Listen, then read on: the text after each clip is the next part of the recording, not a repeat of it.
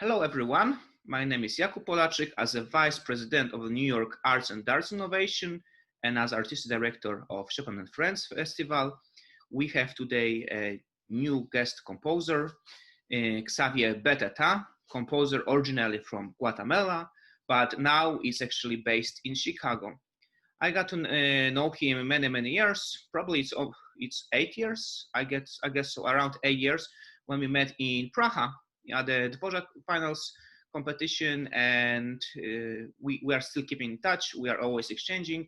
And Xavier has many great ideas, many great compositions that he will also share with us during this time. But I want to also say about his studies that he came to the States to do his undergraduate studies at the University of Cincinnati. And he's a pianist, so he studied piano and he studied also composition and theory. And after a PhD from composition from the University of California, San Diego. And currently he is teaching at the Wheaton College in Chicago. So hello, Xavier, so nice to have you. Hello, nice to see you. Hi, Jakub. Thank you for the invitation and thank you for the opportunity to it's my pleasure. I'm sure you have many things to share, also as a performer, as a composer with Chopin and with new music. No, but first thing, what I want to ask you, Xavier, I want to ask you because during these talks we are talking about the artist life in the last 6 months. So can you tell me how was your school, how was your teaching system during this last 6 months, and about the situation in Chicago? Okay. Yeah, so as you said, I'm currently teaching at Wheaton College. We are like, I would say 45 minutes away from the city of Chicago. So we are in the west part. Yes, when this whole pandemic started, we had to switch to online teaching last semester.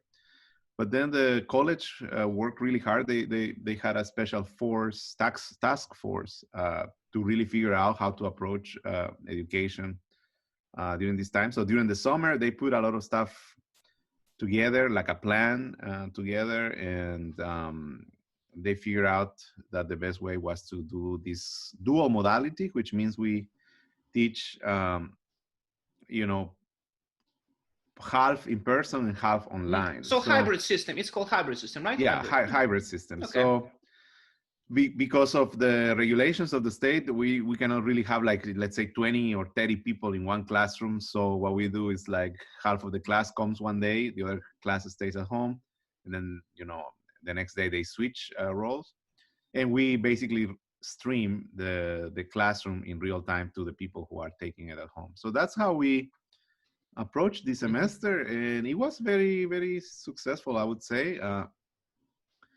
Most of the students here were very responsible, no parties, nothing like that. They all wear their masks. We all have to wear our masks. And but Xavier, what you teach also composition, right? Because composition and theory, so that a lot of subjects that you can actually work with students online, but it's worse with the instruments.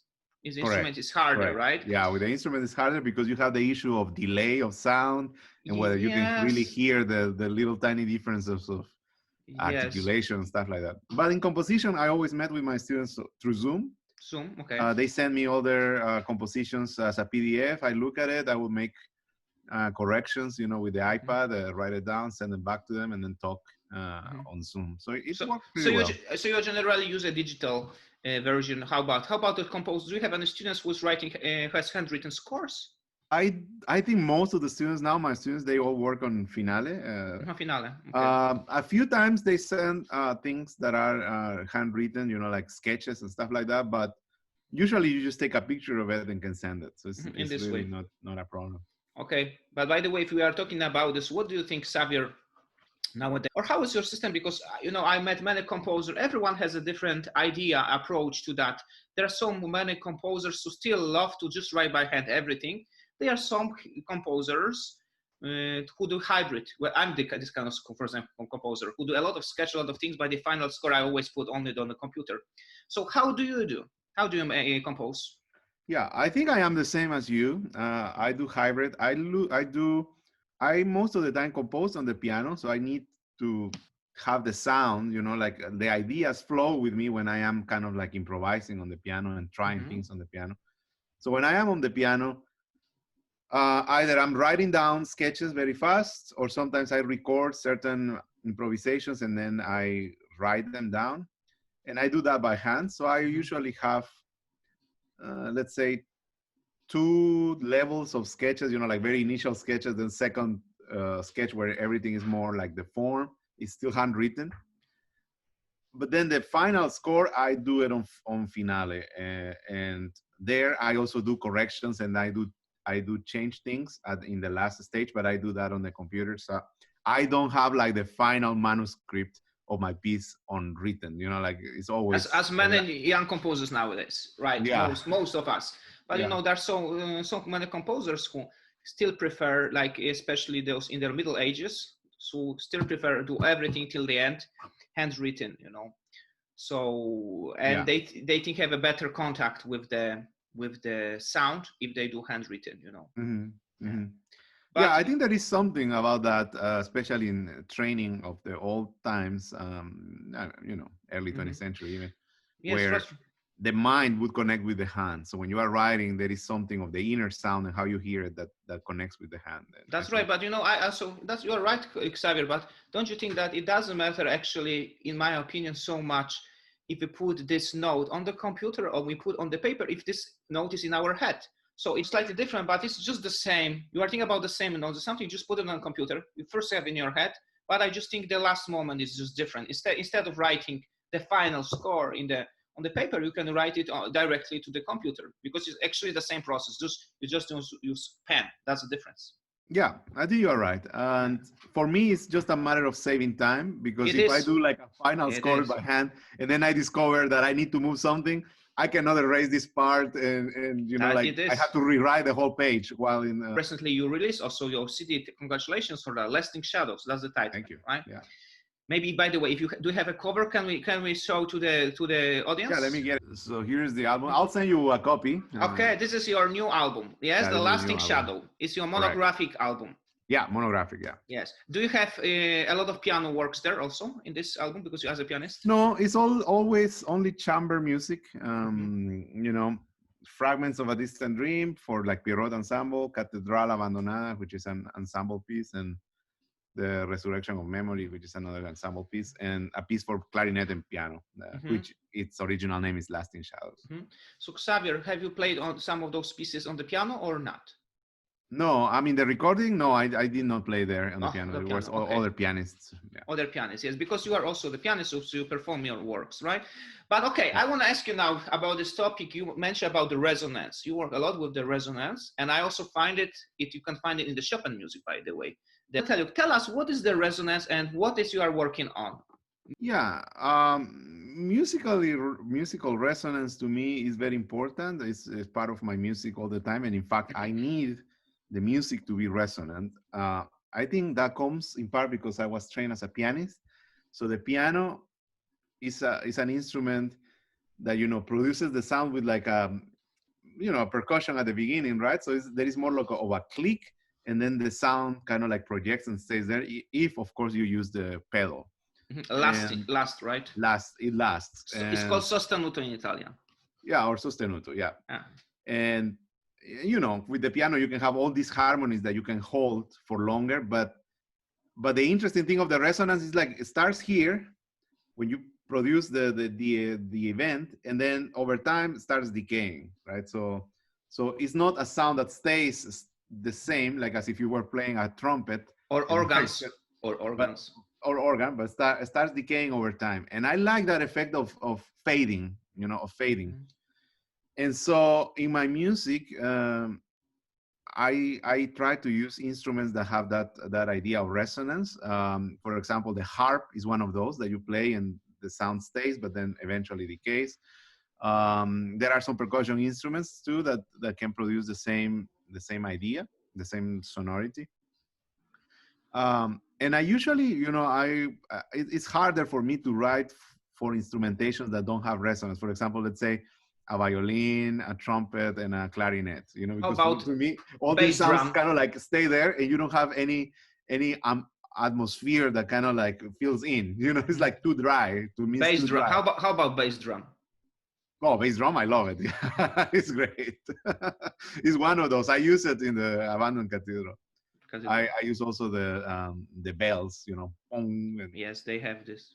But you know, and this I is think, actually idea, Xavier, of the idea of the pedal. You know, some of the yeah. when I studied orchestration, I remember we talk a lot about the pedal in orchestra because we don't have Mhm. a pedal. When you do especially transcription, as you know, we are pianists. As you do transcription, like Ravel did wonderfully always from the piano, he was always thinking about this pedal idea because pedal is you always have the sounds that actually you are not in the scores because you Mhm. can hear harmonics, right? To me, also the maybe the music, the meaning aspect of Mm-hmm. resonance has to do with the idea that the sound is there but it's not there anymore, you know, because the instrument that produces it, or the event that produced the sound is no longer there, you know. It's something that stays after the event. So it's something that is there because you hear it, If you have but attack, it's not you being have produced right there, yes, you know. you have then attack, right? Definitely, you have attack, Huh. and then you the rest is very interesting. What's happening Correct, correct, afterwards? correct. So Every it's kind of like an in between, and it produces, it fills in the air and the atmosphere with this sound that, you know, just came from a different source, but you no longer hear it, but it's still there. It still stays there. So it's kind of like it's there, but it's not there. You know, it's right, right. almost like a phantom. You know, like a Is a ghost.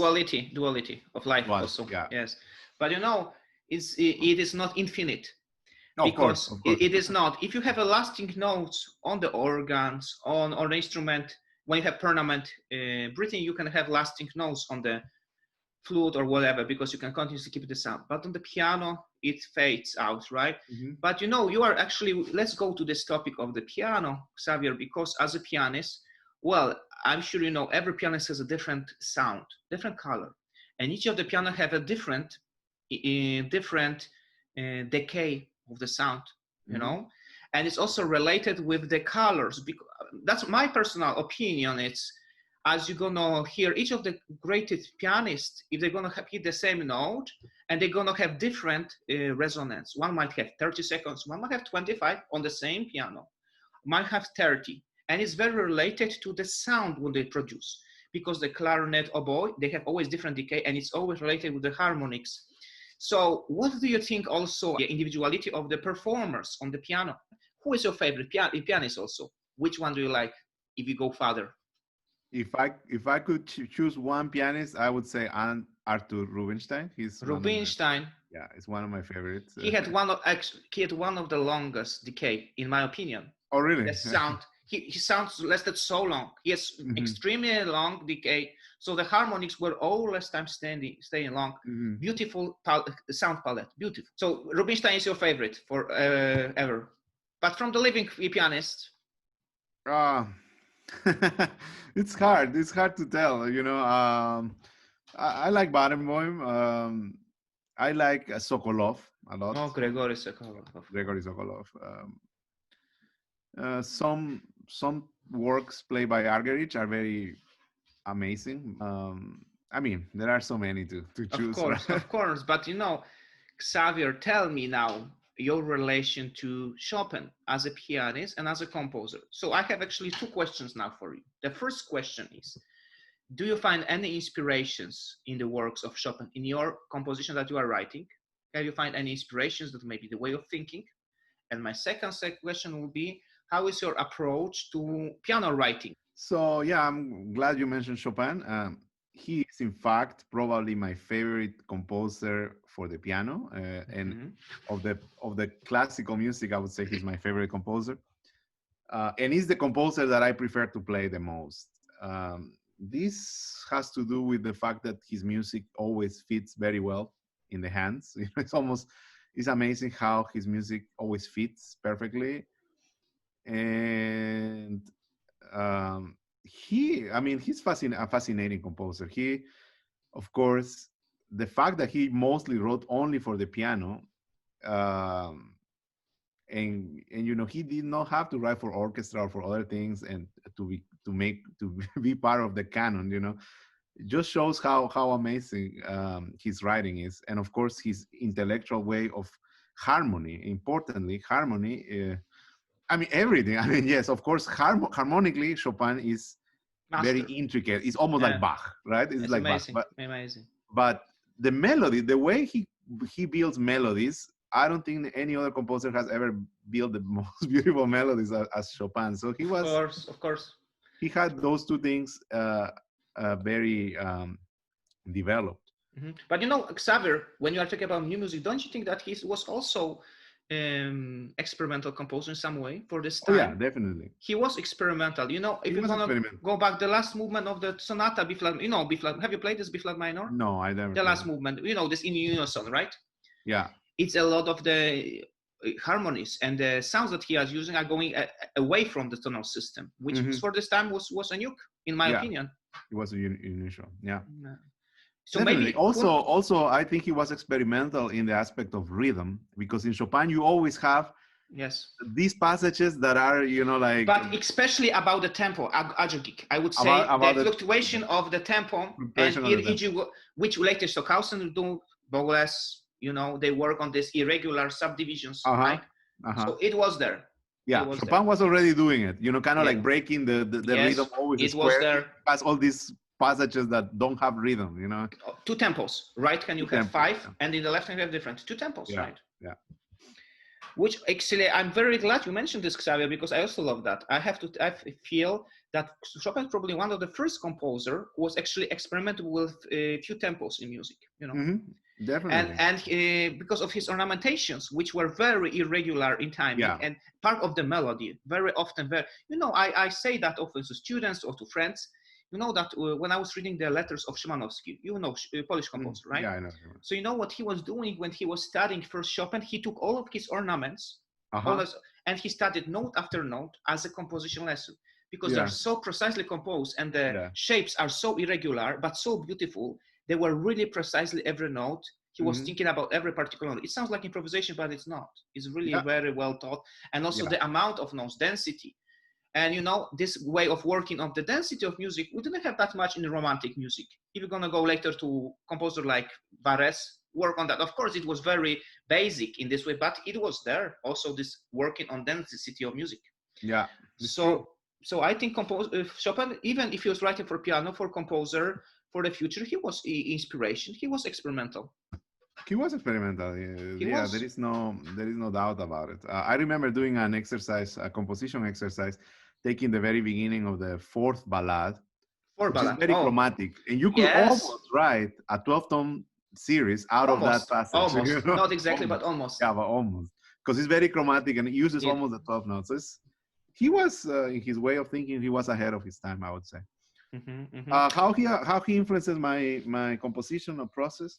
Writing for the piano, I always have this idea that the music should fit the hands. So even though I'm writing dissonant or you know, atonal music and harsh chords, all of this music to me should always be pianistic, right? So even though it sounds crazy, it always should fit the hands well. So I think that's an influence or something that comes from Chopin. Practicality, yes. Practicality, yeah. And I think also the idea of darkness, because in Chopin there is a certain darkness, a certain colors.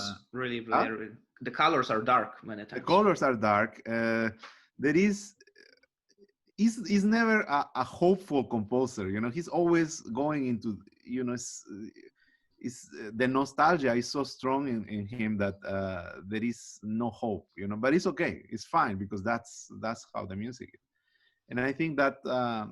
That darkness, it's related also to some passages in my music, you know, that idea of. No, you know, when we started, of course, Xavier, this conversation about the resonance, I just have in my mind, to give you an example, if you go back to Scherzo C sharp minor, you know, this very famous, in this middle part, when it's choral, right? And on the top register, you have this descending notes. You have conversation, the part of a harmony. So actually it's based on the resonance. Actually, I would say amplifying the sound of this harmony, basically the harmonics. So he was working on this effect of the. Chopin had a certain way of hearing the tonalities or the keys that would express something, you know. So the fact that he wrote the ballad, the second ballad in G minor is not accident. The first one is G minor. First one. First one. Sorry. The second is F major. Yeah. Yeah, the first one. He had, it had to be in G minor because that sound really produced something to him. And I think in the prelude of the water drop, like that prelude. D flat major. Yeah. Is that an A flat? The note that yes, A flat. A flat. Yes, it's A flat. Very soft. That A flat has a specific quality, And I did experience that when I was writing the Abandoned Cathedral, which the note that always tell about this. The C sharp. And that C sharp, for some reason, sounds different to me than any other notes. When I hear it, it's like something about it. And I think. But it's Xavier. Sorry, is it C sharp or D flat for you? Tell me. It's C sharp for me. Yeah, you want to have C sharp, okay? Yeah. Not D flat. Not D flat. Okay. Why C sharp? There is a relationship with the Chopin prelude of the dropping. D flat major. It's that note that repeats all the time and is there and is being incisive. Kind of like destiny in a way. Is the idea of centralization. Okay. Right. In the 12th tone music, we are going against that because we don't have centralization. But when you have one simple note, you centralize everything around that. So if you go back, as you know, in the history of music, the idea of the scales, they always had this Gregorian chant finalis. So it was based, later, of course, tonal system. We have some center and all the notes all around that. And that's your composition. That's Cathedral is based on this idea, extended in a slightly different way. That you are building instrumentation on that, but you have the center and you are just playing around that. How about idea of the modulations from this particular, what do you think about this? About modulation from this one center to the other? Yeah, there are modulations. And in that regard, I wrote that piece using series, although not using them strictly, but there are regions of series that I consider one region, and then when you move to a different region of those series, you do feel the sense of kind of like a modulation in a tonal system, but it's more abstract, right? I mean, you hear it, but it's not as obvious as modulating from C major to G major or something. This is also the idea of minimal music in a way that we repeat something, repetition idea, right? Idea of repetition, correct. Which was. It happened in the music back, even Bach, but it wasn't the main force before, But if Waldstein Sonata by Beethoven also is repetition, Repetition is a very important force, right? Yeah, very important. Yeah. So in your music, repetition also important. Yes, for me it was a way to, how when I first started taking lessons in contemporary music, my professor would say, well, try to avoid anything that is traditional, right? So that means do not write traditional chords, do not write traditional rhythms, do not write in a particular key or do not repeat things because traditional music always repeats.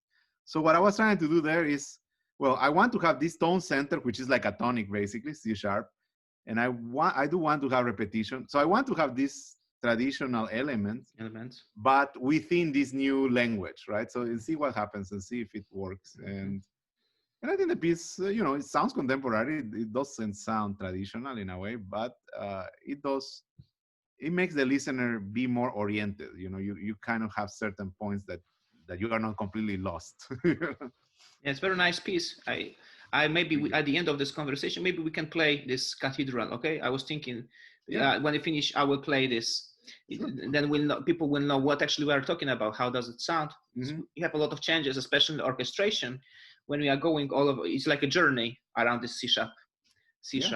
Yes, and Xavier. So also tell me, because I want to now go to your recent work, if you. Because you share, I listened this, you performed this as a pianist, your piano concerto recently. It was a few years ago composed. So tell me also about in this composition, do you also go in this idea of the resonance, or maybe you had something different in your mind? Yes, I think the piano concerto still continues the same thought process of the resonance and of the repeated note as a center. I think that's the last piece I did in that sort of style. So not style. Technique. Maybe, that technique, using that technique. So it was a series of 4 or 5 pieces where I experiment with that.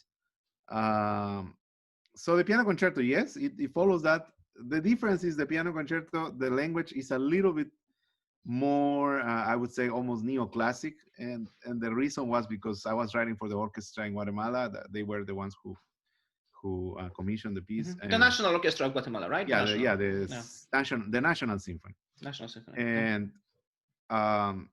you know, I didn't want to come up with this piece that was too abstract and too hard to play. So I had in mind, you know, let's make this piece something a little bit less hard, but still be contemporary. So it's more of a neoclassical in a way. At moments sounds, you know, kind of like Bartok or Prokofiev, you know, this in the third movement. In the third movement. Yeah, in the third movement. Yeah. And you know, Xavier, I played one of your piece for the solo piano, and you use a similar chords, right? You like the chords, especially, and you mentioned also using this piano concert because I asked you about that. Remember? Similar chords. It's true. Yes, I do have some chords that I don't have a name for them, but that I do really like, and these are kind of like my chords. You know, I mean, of course, probably other composers use them too.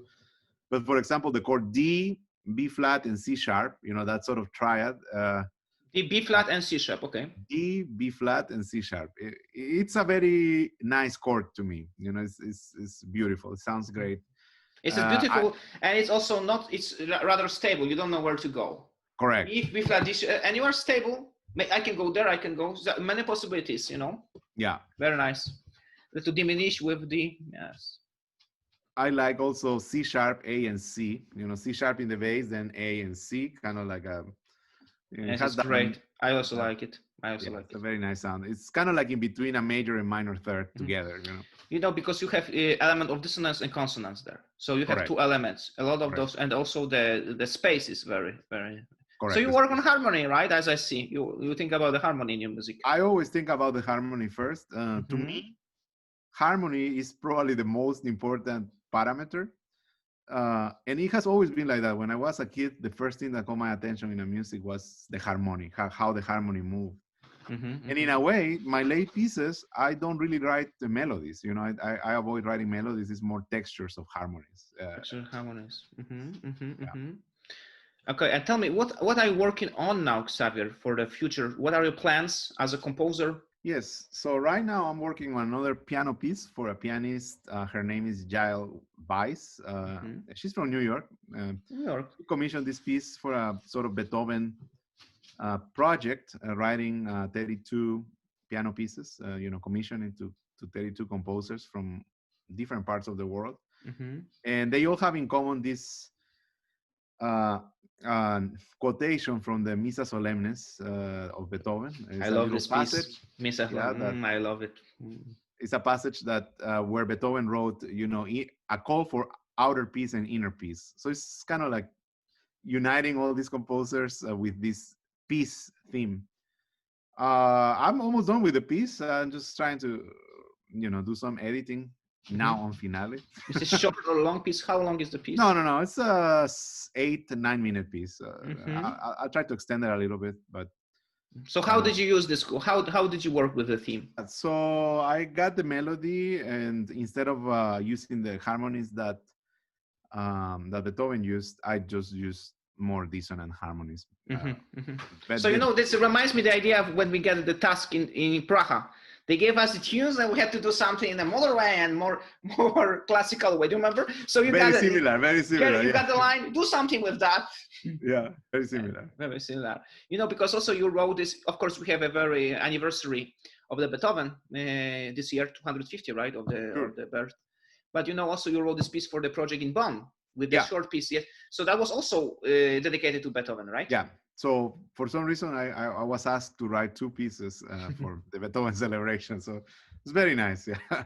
But do you consider Beethoven as an important composer in your life? Yeah, of course. Yeah, Beethoven. I mean, I would say Beethoven for a long time was my first choice. The most important. And then Chopin became more important. But I would say the 3 most important for me have always been Mozart, Beethoven, and Chopin.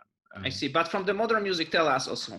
Who? From the modern music, I think I come from sort of like a French tradition because my professor in Guatemala studied in Paris. So I come from sort of like the Boulez route. Right? Bourrez. So if you take Not Dittier, but Bourrez. Yeah, correct. So which kind of stems from Schoenberg. So Schoenberg, after he was in Vienna, moved to the States, but some of the students that studied with him, some went to France. There was one like Leibowitz, and Leibowitz taught Boulez. And Boulez kind of follows that route of the 12th tone and the series of music. Surrealism music. Surrealist. Student of Messiaen, by the way. Yeah, and student of Messiaen. So, and then when I went to San Diego, I studied also with Philippe Manoury, which kind of comes from that French tradition. So it's kind of like my music originally comes from that French tradition of post-serial, Boulesian.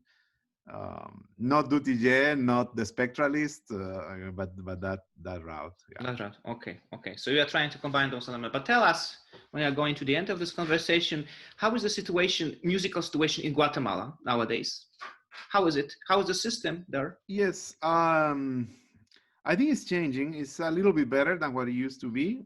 When I was in Guatemala, the only place to study music was the conservatory there, and it was good. I think I had a good education there, but the opportunities were kind of, very few opportunities. You couldn't really study at a university if you wanted to do music.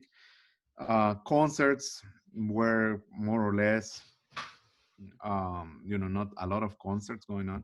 Main orchestras or not so many? Only the main orchestra, which is the National Symphony, and then there are a few, chamber or symphonic? Which one? Chamber or symphonic orchestras? Yes, symphonic. There are two more, I think, two or three more. But it's growing now. I think as a result, I would say in the past 10 years, maybe as a result of the internet and the fact that now students have access to get any score that you want in EMSLP, or you can watch YouTube videos of any orchestra in the world. These kind of have made students more aware of what is out there. And so they themselves, that has made the education system grow in a way. So when you go there, there are a lot of new students, composers and people doing more interesting stuff, more concerts, more orchestras happening. So I think it's a good place.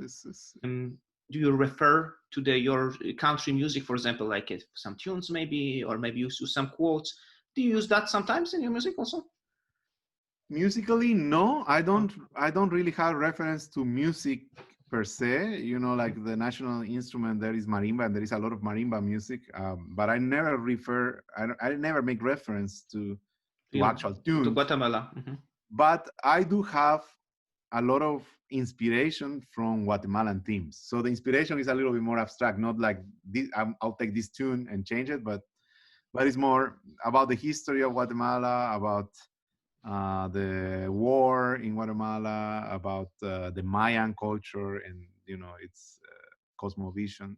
We talked about Mayans, I remember a few years ago, yes, about Mayans. So I do have a lot of inspiration from Guatemalan themes. Yeah. Maybe someday, maybe you write a marimba concerto, Xavier. I would love to, yeah. I would love to. Yes, it would be very interesting. And also maybe the last thing, so tell us, now we are going to have a Thanksgiving just in a few days. So how is the system in Chicago? Are you closed? When are you going to come back to the hybrid system, or are you going to come back in-person classes after? That is a good question. We don't know yet what's going to happen. So far, right now, the plan is we do not go back to school until February, I think, beginning. Oh, until February. But we will start classes sometime late January online. So we will do online classes, and as things progresses, we probably will be back in person in February. Great, that's great. Okay, Xavier, so thank you very much for the conversation. Now we're going to play your work about the cathedral.